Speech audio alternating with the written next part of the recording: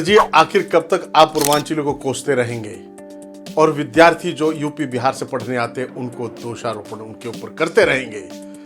इस बार तो हद ही कर दिया आपने।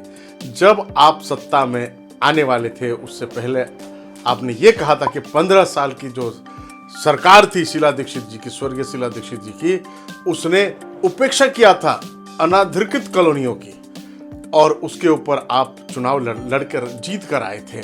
और आपको पता है, यदि जैसे आप कह रहे हैं कि 50 से 60% पूर्वांचली अनाधिकृत कॉलोनियों में रहते हैं और कई जो बाहर से आके रहते हैं वो लोग रहते हैं, वो आपके वोटर्स थे, उन्होंने बढ़ चढ़ के हिस्सा लिया था वोट देने में आपको। और आप क्या कहते हैं, अपनी कमी को छिपाने के लिए उनको भी नहीं छोड़ते हैं आप। पहले तो हमने सुना था कि कोई काम नहीं हुआ तो एलजी ने रोक दिया, कोई काम नहीं हुआ तो केंद्र सरकार ने रोक दिया। अब अगर यमुना प्रदूषित है तो अपूर्वांचली कहां से आगे भाई? जब देखो तब आपको कुछ ना कुछ चाहिए। अपनी जो दशा आपकी खराब है तो वो दूसरे की वजह से है। अरे आप अपने ऊपर क्यों नहीं लेते? कोई चीज अगर आप नहीं कर पाते हैं उसकी जिम्मेदारी आपको लेनी चाहिए कि यह मैं नहीं कर सका, यह मेरी नाकामी है। लेकिन अपनी नाकामी छिपाने के लिए आप पूर्वांचलियों को भी छोड़ते नहीं है। ये दोस्तों, ये क्लिप देखिए और फिर आप तय करिए कि ये क्या करना चाहते हैं। कैसे, क्या यमुना गंदी क्यों है और कैसे साफ होगी?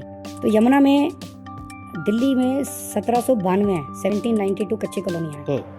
इन कच्ची कॉलोनियों में मोस्टली पूर्वांचल के लोग आके रहते हैं, गरीब लोग आके रहते हैं, क्योंकि दिल्ली बीइंग कैपिटल सिटी और Delhi being little prosperous city, बहुत बड़ी संख्या में लोग दिल्ली आते हैं आसपास के राज्यों से।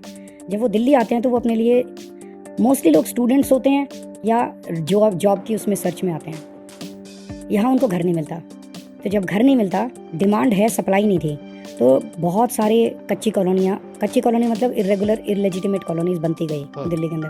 आज एक एस्टिमेट है कि 50 से 60% दिल्ली कच्ची कॉलोनी में रहती है।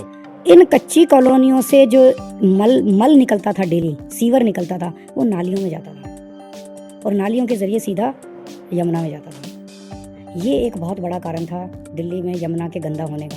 अपनी नाकामी छुपाने के लिए ये कभी एलजी के ऊपर जिम्मा डालते हैं तो कभी केंद्र के ऊपर डालते हैं। अब तो हद ही कर दी इन्होंने कि पूर्वांचलियों को भी नहीं बख्शा इन्होंने। अब किसी ना किसी तरह से अपनी नाकामी का पिंड छुड़ाना चाहते हैं ये। दोस्तों, अब बदलाव की मांग है। अब नहीं सहेंगे, बदल कर रहेंगे।